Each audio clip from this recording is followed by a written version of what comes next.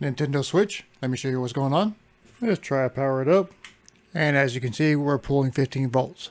And we're getting an error code, 2101001. So we need to take it apart enough to do some initial testing and go from there. This video is brought to you by PCB. They're running some holiday specials. We'll talk more about them in a little bit. So when you open up the Nintendo Switch, side B is the part of the board that is exposed. And these are our common fault testing zones for side B. We'll start at the M92T36, work our way down to the MOSFETs and test pads, and then over to the BQ24193. In the meantime, we'll look for anything obvious. Let's begin our testing around M92T36.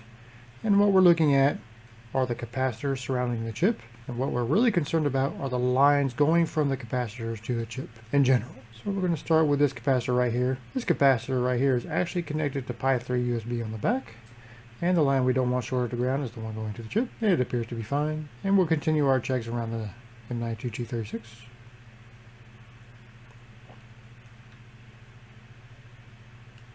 This particular capacitor has two lines going to the chip. In that case, only one side should be ground. It is.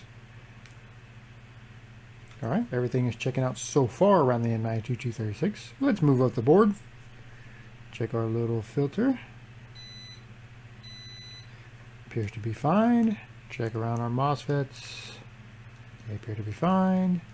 I expect our invincible fuse to be fine because we're getting 15 volts. And it is. Well, now we're going to check our test pads. None of these test pads in this area should have a pathway to ground.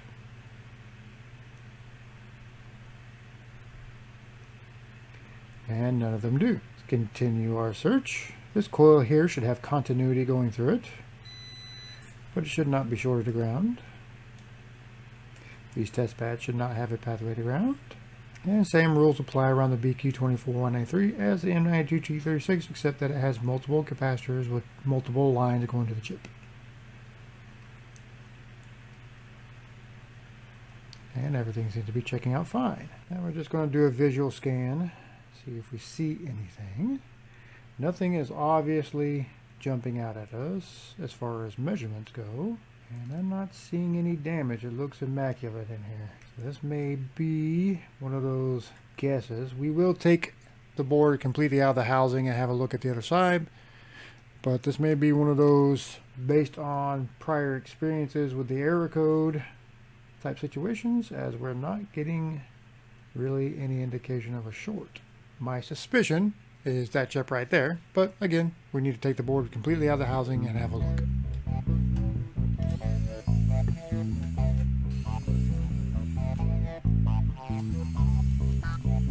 At a temperature of 130 degrees, we will attempt to remove the adhesive on these foam pads without tearing. Fortunately, failed on that one. If the adhesive is really old, it's a little more difficult.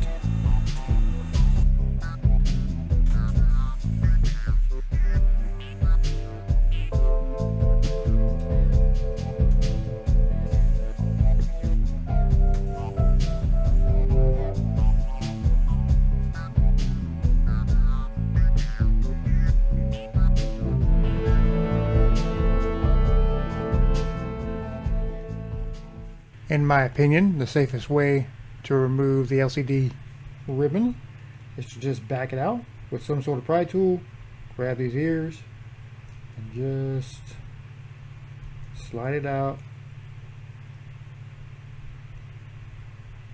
gently. You never want to flick this cable out, otherwise you will cause yourself great pain and tears.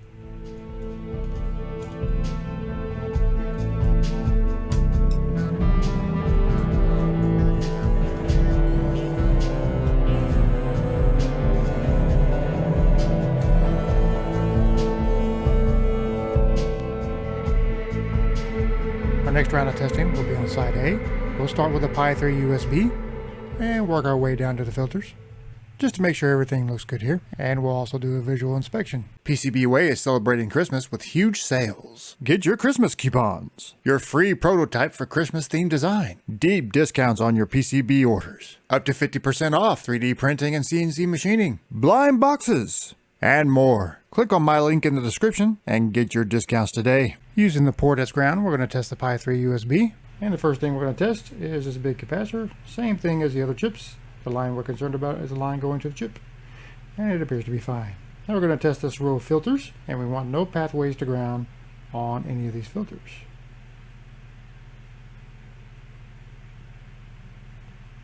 And they appear to be fine. Now we want to actually test the filters and make sure they are good. We want continuity going through the filters, but we don't want continuity side to side.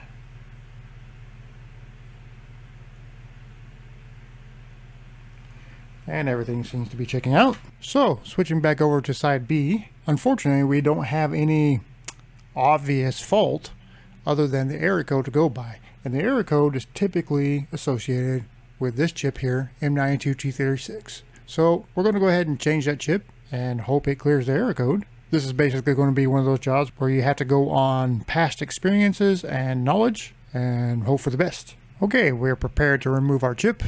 I have the replacement chip staged up here in the proper orientation, and we'll just kind of hop swap it on.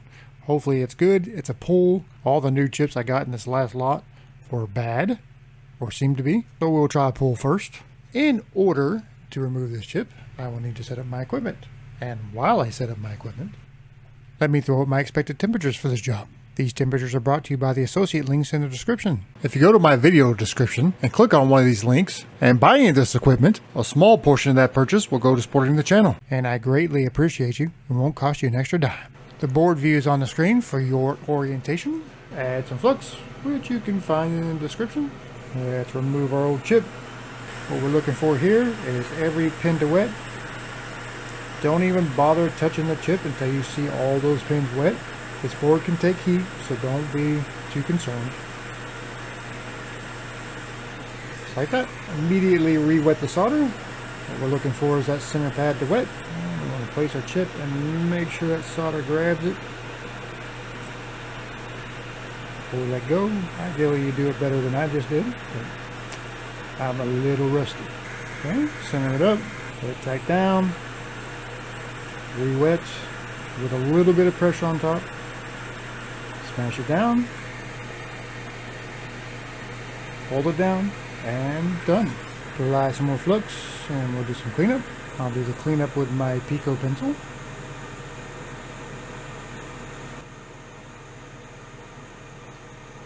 Before we get too excited with cleaning up, we're going to let it cool off a little bit, and then we're going to perform power tests. The flux will not interfere with our power testing. I hope you're getting value out of this video. Just a reminder, if you find you're not ready to tackle this, I do offer these services, both locally and mail-in. Just head over to micromage.repair, click free quote, fill out the form, and I'll get back to you personally. If you mention this video, I'll give you 10% off on your repair. First test we're going to perform is actually with our modified iPhone Power Squid, which we have retrofitted with Nintendo Switch and Nintendo Switch Lite battery connectors. And what I want to do here is activate with the OEM, just a quick power on and power off. We're looking at PSU channel 1. And what we want to see here, it's just a steady climb in amperage. Make sure it's booting.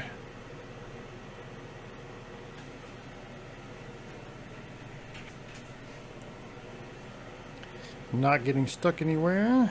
Okay, appears to be booting. Now we're going to stick the dongle on it and see if we are docking.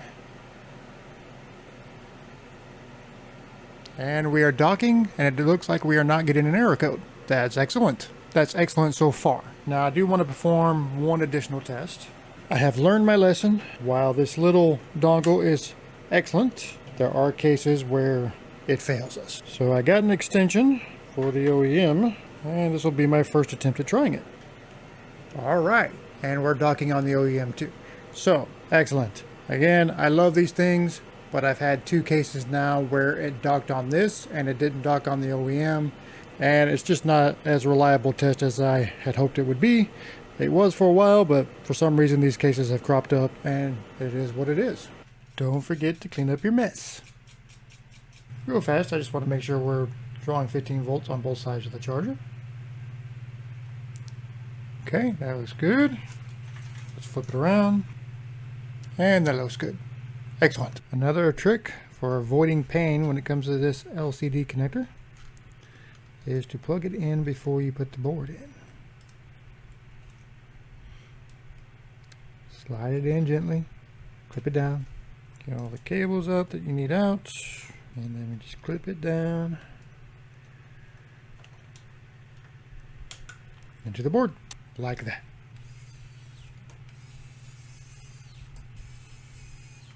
Only a magician knows the perfect amount of thermal paste to put on. Come on.